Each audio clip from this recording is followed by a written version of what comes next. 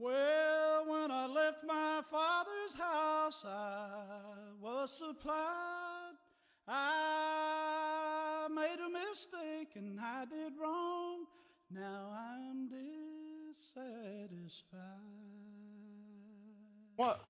I think I'll go back home. Sorry, I can't hear. I think I'll go back home. I believe I'll go back home and acknowledge I've done wrong.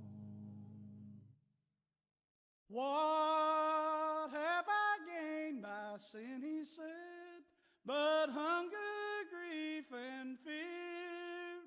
My father's house abounds in wealth, and I'm a starving here. I'll go back to my father's house. I'll fall down on my face, saying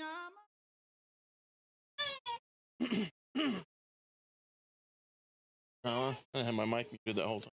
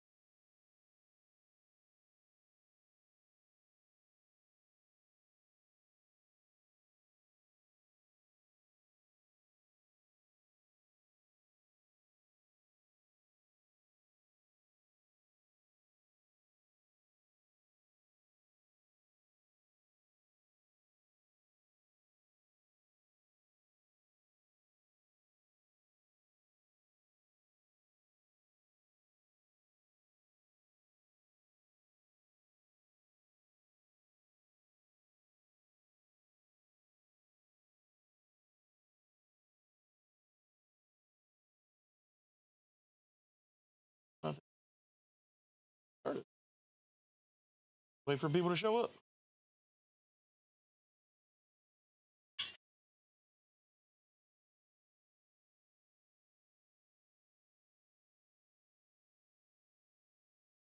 Go.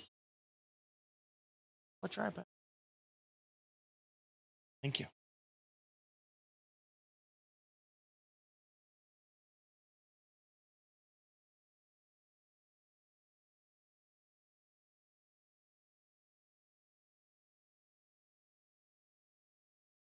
All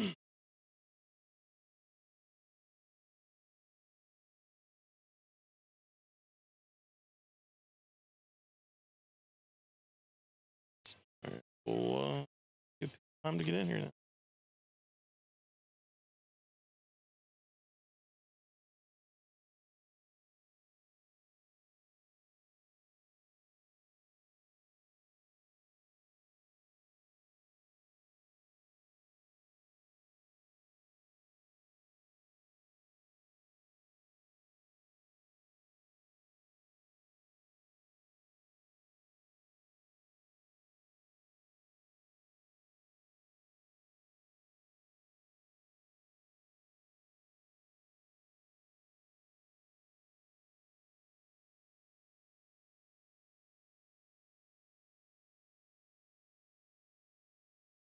Country for Life, thank you for the sub.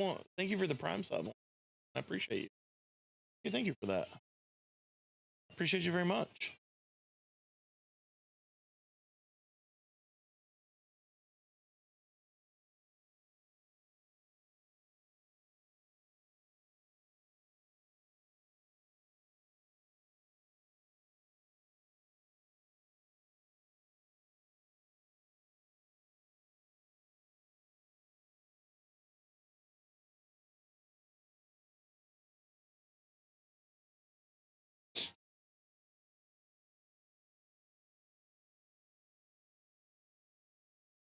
Sorry, I have all the alerts and stuff turned off for Bible study, so I don't have a bunch of things going nuts. But thank you very much, Prime Sub. I appreciate that. I forgot you. That's all good. You're at work right now. All right, man. Hey, I appreciate you stopping in. Thank you for that very much. I appreciate you.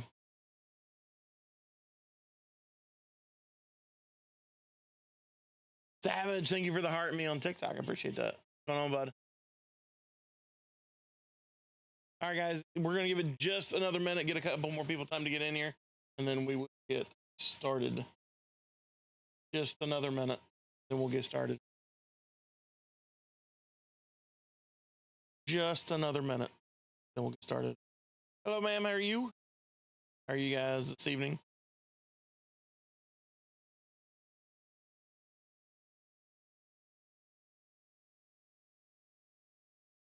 Savage, thank you for the shares. I appreciate that, sir.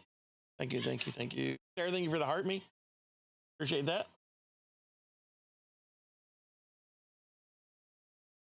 Big Gerber, what's up, bud? How are you doing? Doing okay? Did you guys get the issue figured out from earlier?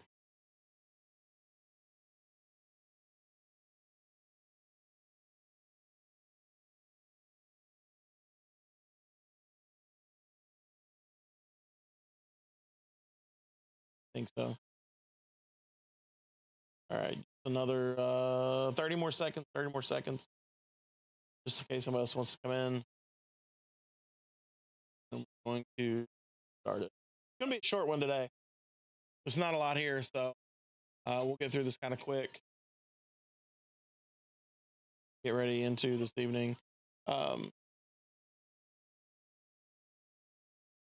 ma'am. How are you? We're getting a game. Yeah.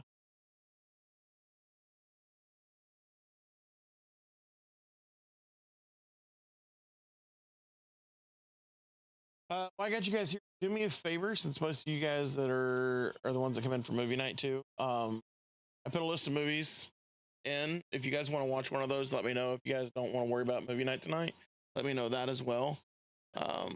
We can just kind of hold off movie night for a little bit if you want until something better happens, or whatever you guys want to do. Just let me know. I'm good either way. I can show any of those lists that I know for sure.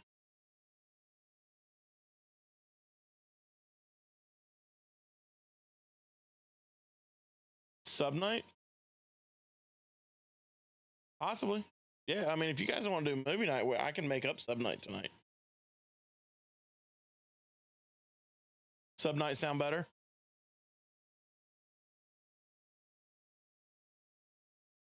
Yeah, we can do sub night instead if you guys would rather do that instead of movie night. I'm down for that.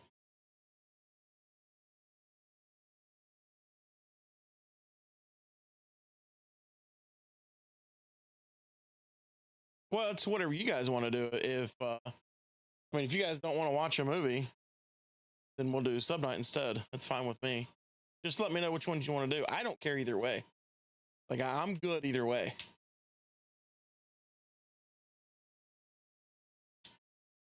Neither one's better than the other. I'm happy either way. But I'm gonna enjoy either one, so it don't matter to me. I just want to know what you guys want to do, because it's for you guys. So if you'd rather do some sub night and have games in a little bit, we'll do that instead. If you want to watch one of those movies, we'll watch one of those movies. I don't care. I'm gonna have fun either way. So you guys just let me know what you want to do. I'm down. All right, we are 10 minutes in. You guys go ahead and be talking about what you want to do. Let me know. You can let me know in the channel if you want. But we're going to go ahead and get started. We are on Matthew chapter 14 this week. We're up to, so we've read about John the Baptist. We've heard about him. We know that John the Baptist was Jesus' cousin. We know that John the Baptist was born a few months ahead of Jesus. We also know that John the Baptist was also the one called to come in and um, pave the way for Christ to come. He was the one that began to preach about the Messiah coming, and that Messiah was Jesus Christ. So um, we know that relationship with John the Baptist and Jesus. And we know that John also sent his disciples to Jesus to make sure that he was the one that he was preaching about. And Jesus, of course, told his disciples, you go back to John and you tell him everything that you've seen, because they followed Jesus around. They seen the miracles that he done. They seen what he spoke. They listened to him and things like that. So they were a very good witness as to what Jesus was and who he was. So he says, take what you've seen and what you've learned and take it back to John and let him know. And thus they did. And, you know, John continued to preach the gospel of the Messiah. Jesus began to teach what he came to teach, and they kind of went on as they went. So here we are starting in Matthew chapter 14. It says that at this time, Herod, the Tetrarch, heard of the fame of Jesus and said unto his disciples, this is John the Baptist. He is risen from the dead, and therefore mighty works do shew forth themselves in him. For Herod had laid hold on John and bound him and put him in prison for Herodias' sake, his brother Philip's wife. So John had been imprisoned. Herodias wanted the head of John the Baptist, and she was given that. John the Baptist was beheaded. So Herod had taken John, put him in prison for his brother Philip's wife, which was Herodias. It's kind of a name. He's Herod, she's Herodias. That's awkward. Because John spoke out against their relationship. John said unto him, said, it is not lawful for thee to have her. And when he would have put him to death, he feared the multitude because they counted him as a prophet. But when Herod's birthday was kept, the daughter of Herodias danced before them and pleased Herod. Whereupon he promised with an oath to give her whatsoever she would ask. And she, being before instructed of her mother, said, give me here John the Baptist's head in a charger. And the king was sorry, nevertheless, for the oath's sake. And them which sat with him at meat, he commanded it to be given her. And he sent and beheaded John in prison. And his head was brought in a charger and given to the damsel, and she brought it to her mother. And his disciples came and took up the body and buried it and went and told Jesus. He had given the oath that he would grant the daughter of Herodias whatever she wanted. And her mother had already said it in her mind and told her that whenever this happens, here's what you're going to ask for. It was a setup from the start. But Herod actually had thought that John the Baptist was Jesus. He thought he was the Messiah, but he wasn't. He was paving the way for the Messiah to come and to present himself, which was Jesus. So when that happened, the disciples came and grabbed John's disciples, came and grabbed him, took up his body, buried him, and went and told Jesus about what happened. Jesus was family. He was, in fact, his cousin. So it says, Jesus heard of it. He departed thence by ship into a desert place. And when the people had heard thereof, they followed him on foot out of the cities. And Jesus went forth, saw a great multitude, and was moved with compassion toward them, and he healed their sick. And when it was evening, his disciples came to him, saying, this is a desert place, and the time is now past. Send the multitude away, that they may go into the villages and buy themselves victuals. But Jesus said unto them, they need not depart. Give ye them to eat. And they said unto him, we have here but 5 loaves and 2 fish. And he said, bring them hither to me. And this is where you're going to see, this is one of the big miracles that Jesus performs, and ultimately, in my mind, one of the best. I know he's done a lot. He's done a lot of healing and stuff like that. But this is something significant, as it shows the provision that Christ can make and how he can take so little and make something so great out of it. when he had heard this, he was headed off to a desert place to kind of be separated, as not to be taken, because it definitely wasn't time for him to be put to death yet. There was still a lot of work to be done, a lot of things that had to be done, taken care of, and a lot had to be taught. So he went, but as he went, when people heard that he went out to the desert place, they followed. He had thousands of people following him. There was a bunch. We're going to get a number, kind of a number here in a little bit. And we'll talk about that in just a minute. But they followed him, and they went wherever he would go. They didn't really care where he went. They followed him. So when he went forth and saw the great multitude was moved with compassion toward them, he healed their sick. Now, what's happening is these people have been following him for so long, and now it's getting into the evening, and none of them have eaten. None of them have had anything, and the disciples are getting hungry. They say, let these people go back into town so they can get them something to eat and things like that. And, they can go, take care of the hunger. But Jesus said unto them, they need not depart to give ye them to eat. He said, they don't need to go anywhere. You're going to feed them. We're like, what do we have? The only thing we have here is 5 loaves of bread and 2 fish. Now, when you look at what the Bible considers what 5 loaves of bread are, they're not our idea of a loaf of bread. We think of a loaf of bread as the loaf of the Heiners or Betsy Ross bread or whatever. That loaf's like about this long, cut into slices. That's not theirs. A loaf to them is more like a biscuit to us. So you're talking something a little bigger than a regular biscuit. And just 2 fish, not 2 great big ginormous fish. This was enough for one individual. This was enough food for one individual to eat.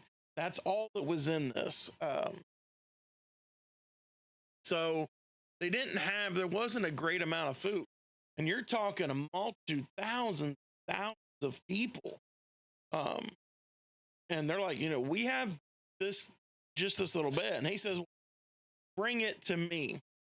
And he says, and he commanded the multitude to sit down on the grass, and he took the 5 loaves and the 2 fishes, and he, looking up to heaven, he blessed it, brake, and gave the loaves to his disciples, and the disciples the multitude. And they did all eat. And the Bible says they were all filled, and they took up the fragments that remained, 12 basketfuls. So 12 sackfuls of food was left over after Jesus fed all this. Now here's the part we need to look at. He says, and they that had to eat were about 5,000 men, besides women and children. So there were men, women, and children there following him. There were men, women, and children there eating. And it says there were 5,000 men, not counting the women and children. So let's say every man had 1 wife and 1 child. Now back then, men carried multiple wives and had multiple children. That's how life was. But if you say even one of them, if you say they had even just one of each, you're talking 5,000 men, 5,000 women, and 5,000 children. You're talking 15,000 people at best, at minimum, that were sitting around and eating. 5 loaves and 2 fish. You're talking 5 biscuits and I don't know. I don't know how big the fish might have been. I don't know if they're the size of an anchovy or sardine, or maybe it was a bass, whatever. I don't know what size the fish was. We don't ever really know. It doesn't say anything about that.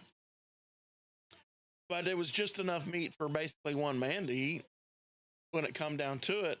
But he took all of this and he fed at least, at minimum, 5,000 people.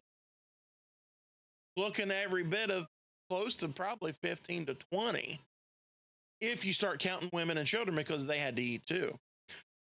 And this is kind of an odd picture to think of. It's kind of hard to think of, but Could you imagine the look on the disciples' face when he would break off some bread, give some meat, and say, "Take that over there." They come back, he break off some bread, give some meat, and say, "Take that." And he just kept doing that. But the funny thing was as he kept doing that, it's like the food wasn't disappearing. It just kept appearing. It just kept appearing. It just kept appearing. And they did that until everybody was fed. Not only were they fed, but they were full. They weren't hungry. It's not like everybody just got a bite of each and that was to suffice them. It said that they all did eat and were filled. That means they got their belly full. You know how you get whenever you sit down to dinner, you eat a whole plate full of food and you're like, "Oh, that was good. I'm full." Okay, that's what these people were like. Their bellies were full. He did all that. He made so much come out of so little. He was able to multiply it enough to feed, at minimum, 5,000, looking roughly, more than likely, at least 15 to 20,000. Because if each man had a wife with him, he had multiple wives. If each man had a child, he had multiple children, and they were probably with them. So you could be talking 20, 25, 30, maybe even 40,000 people on this shore, on the bankside, sitting down in groups, and the disciples just running food like waiters, like like they're in a hopping restaurant, and everybody getting full off this stuff. It just keeps going and going and going and going. So it's a great miracle. I think it's one of his greatest because of the way it does demonstrate that he's able to take something so little and make something so great out of it. It reminds me of how I was compared to how I am. Before Jesus came into my life, I was something so little. I was insignificant. There was nothing special about me, nothing great. I wasn't well known. I wasn't well liked. I would have won a popularity contest. I didn't have people looking to follow me around, looking up to me, asking me for advice or anything like that. I had none of that stuff going on. I was a simple person, quiet to myself, living my own life, doing my own thing, and with nobody really having an idea of my existence in this world at all. And then Jesus came in and made something out of nothing.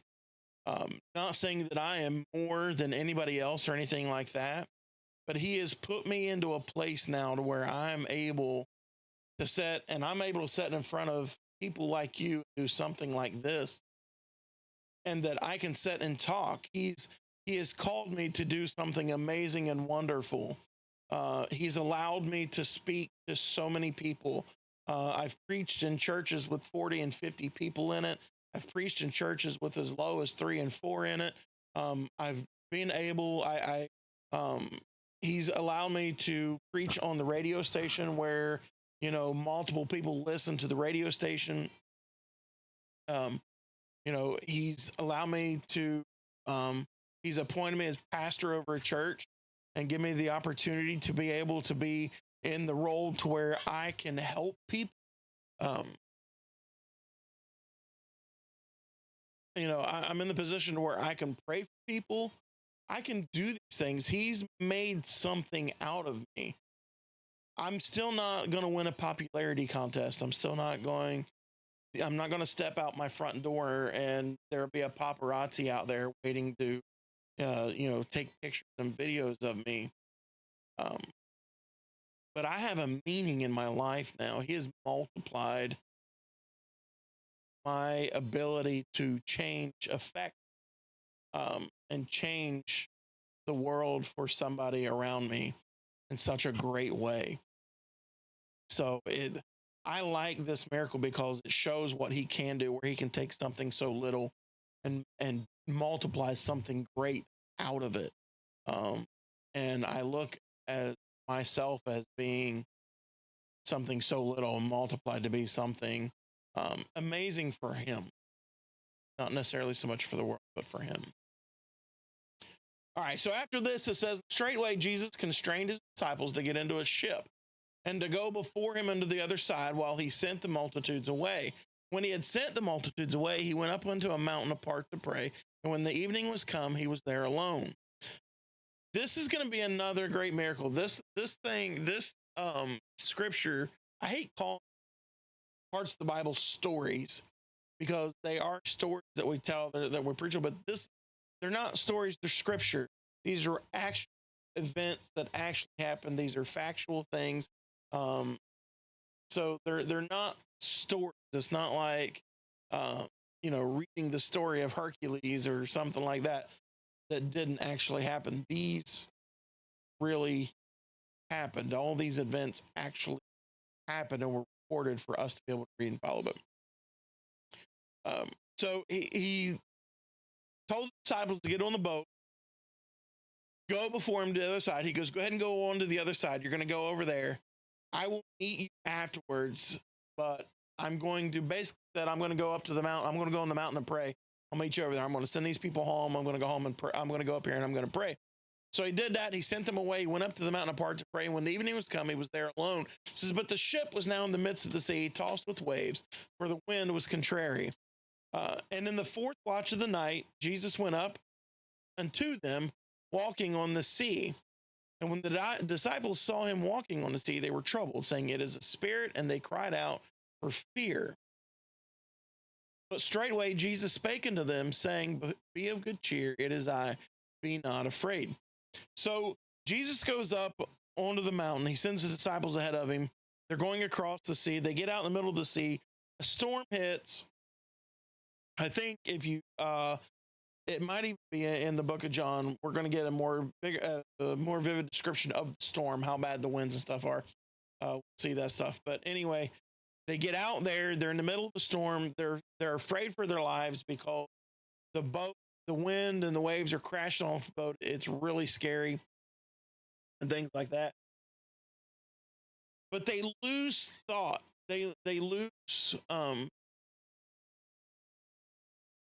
on one specific thing, and that is that just because Jesus wasn't with them doesn't mean he couldn't see them.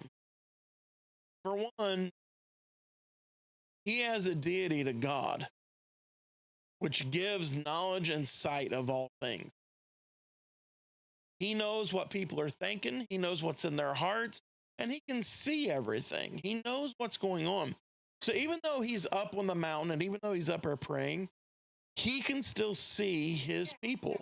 He still sees his children, just like today, as he sits up in heaven on the right hand of God. He can still look down and see you and I. He knows everything that we're going through. He sees the circumstances around us. He knows our hearts. He knows how we feel.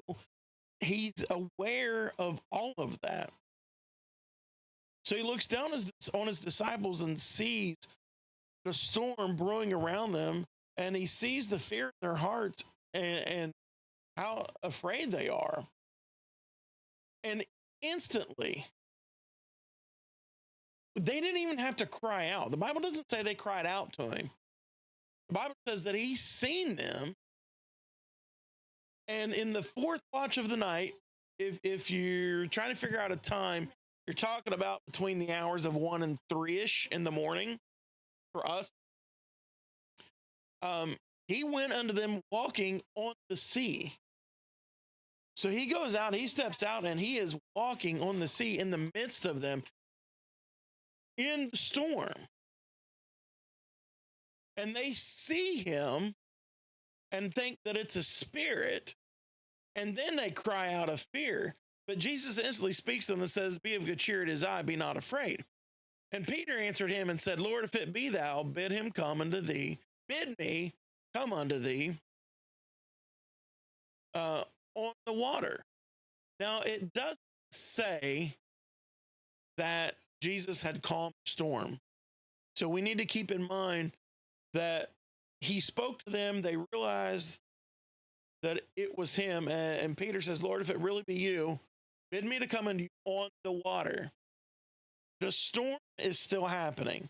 It's not changed any of that. You've not seen a difference of any of that. There's no change in any of that information in that situation at all. But he is standing there on the water. And Peter says, bid me to come. And he said, come. Jesus said, come. And when Peter was calmed down out of the ship, he walked on the water to go to Jesus. So you imagine Peter standing on the edge of the boat. He says, Lord, you bid me to come. Jesus says, go ahead and come. Peter steps out onto the water. He is, along with Christ, walking on the water. Now, at this time, when he's stepping on top of the water, he's got his eyes on Jesus. He's looking directly at him. And I was talking about this the other day.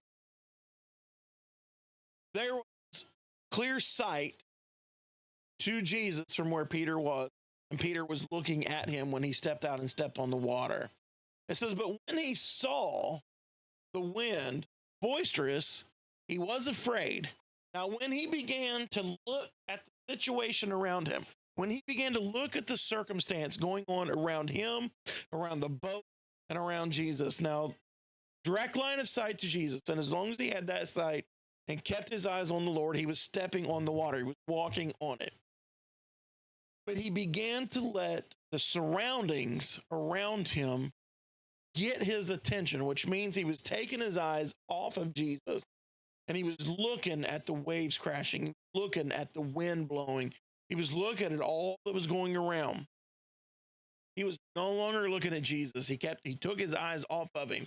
And when he seen all that, he got fearful and he began to sink. Now, when he began to sink, he realized what was going on, and he cried and said, Lord, save me. And immediately Jesus stretched forth his hand, caught him up, and said unto him, O thou of little faith, where didst thou doubt? And when they were coming to the ship, the wind ceased. So he said, where did you doubt? At what point did you decide to doubt? The doubt was when he took his eyes off the Lord and seen the situation around him. See, a lot of times we get caught up, we get in situations where we feel like that the storm of life, if you will, is so overwhelming that we can't control anything. But what we need to realize is in the midst of that storm, Jesus is there walking. He's walking in the midst of it, unaffected. The wind didn't blow Christ. It didn't toss him to and fro on the waves or anything like that. But he stood still and was solid on the water. And as long as Peter, in the midst of all trouble, in the midst of all the turmoil, as long as he looked at Jesus, he could walk through all of that without any issue. He was not affected by the wind, by the water, or anything like that. He stood just as strong as Christ did. As long as he looked at him, as long as he watched him.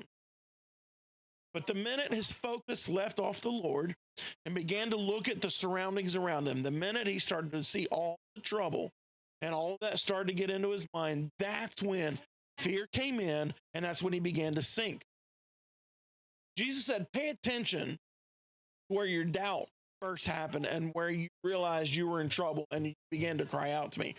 Look at that, because in our life, when that happens, see, we always have a clear sight to Christ. We always have that clear line of sight to Jesus. He's always standing there. And as long as we keep our eyes on him, we can make it through any of the storms of life, anything that the devil wants to throw at us, this life wants to bring us. We can actually make it through any of that.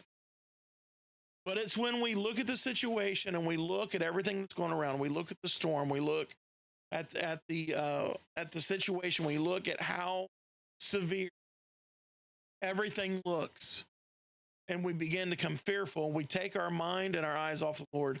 That's when it starts to overwhelm us. That's when we start to sink in the midst of despair.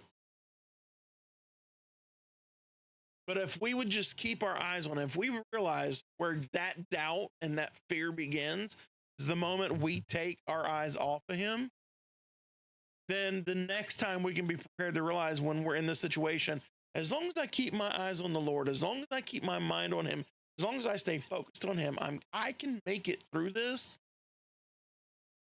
a lot easier. Because we're not going to make it through these situations without him. We have to have him with us.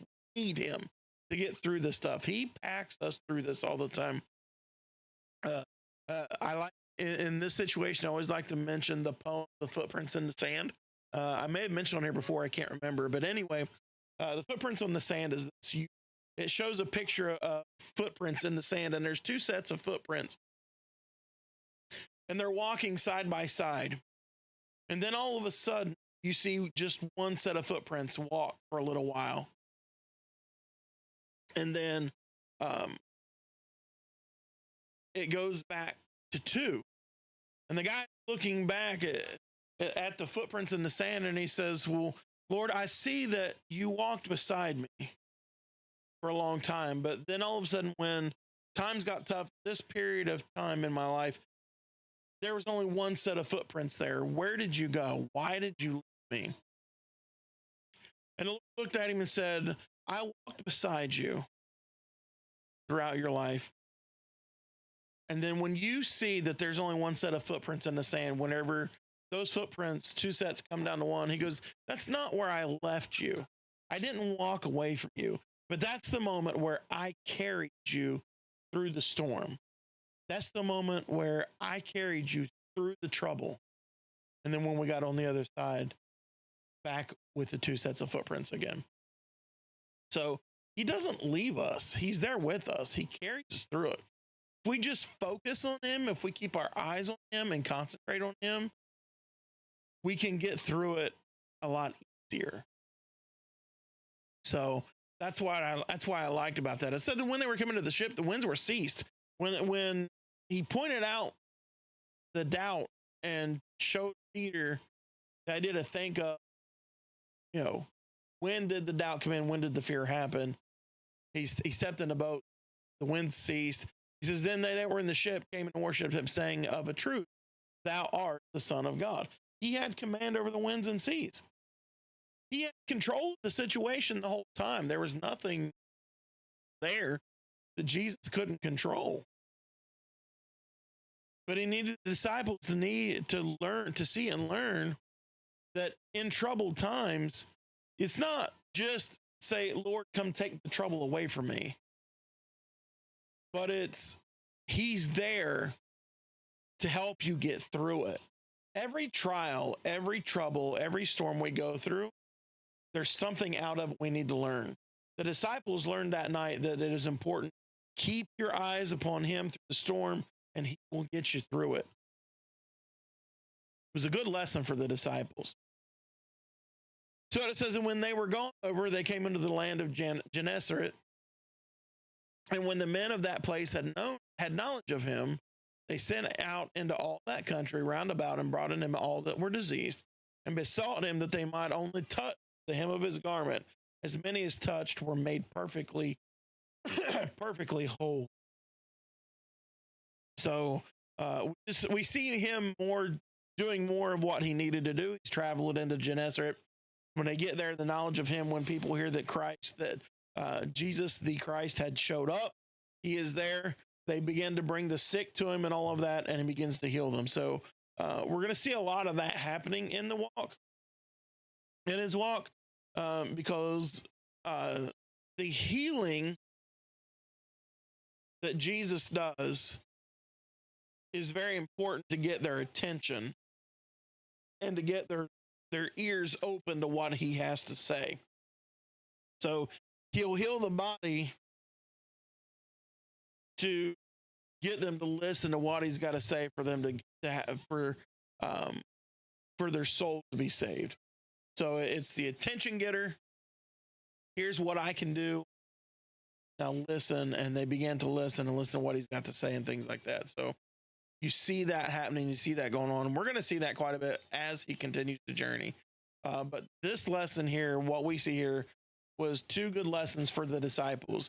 One, he can take something very small and make something very big out of it, or make something great out of it. He can multiply it and do way much more with it.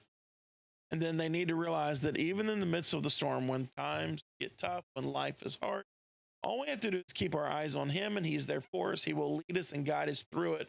And it'll be a lot easier to get through that trial with him than to focus on the problem and sit there and let ourselves drown in the situation. Don't do that. Don't let yourself drown in the situation.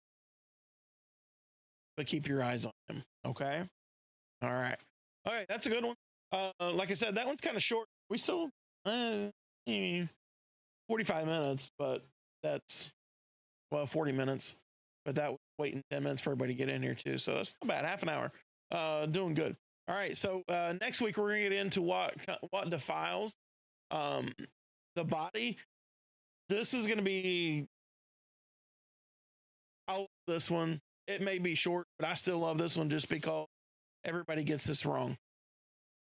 I love how people misquote the Bible on what defiles the body. Everybody's like, oh, it's what you do, your piercings and your tattoos and all that defile the body. And we'll get into all this next week. I'm not going to get into it now, but you guys are going to like this one. And a lot of people get mad. A lot of Christian people get mad at me for this and disagree with me, but unfortunately, a lot of them are wrong. And I'll tell you why next week. All right. All right. Thank you guys very much for hanging out. Appreciate you all. Guys, don't forget, it sounds like we doing movie night? We're doing sub night. Sounds like we're doing sub night, right? Did you guys decide? Nobody said anything. So let me know what we're gonna do. Like I said, either one's good for me. It doesn't make a difference. I'm gonna be happy either way because I'm either gonna get to watch a movie or I'm gonna get to play a game. So I'm down. Just let me know what you guys want to do. Other than that, thank you guys. Appreciate y'all. Don't forget, we will be in Bible study next week, Monday night, 6 p.m. We'll go through Matthew chapter 15. We'll learn something more about the Bible. Thank you very much for the heart me's. Thank you very much for the likes, guys. We made it to 1.9K likes on the stream. We're at 1,996 likes on the stream for Tiki Taki. Thank you guys very much. Plus, we got a Prime sub on the Twitch, which is amazing. Thank you guys very much for all that you do. Appreciate you all. Y'all have a good night and God bless. Well, when I left my father's house, I was so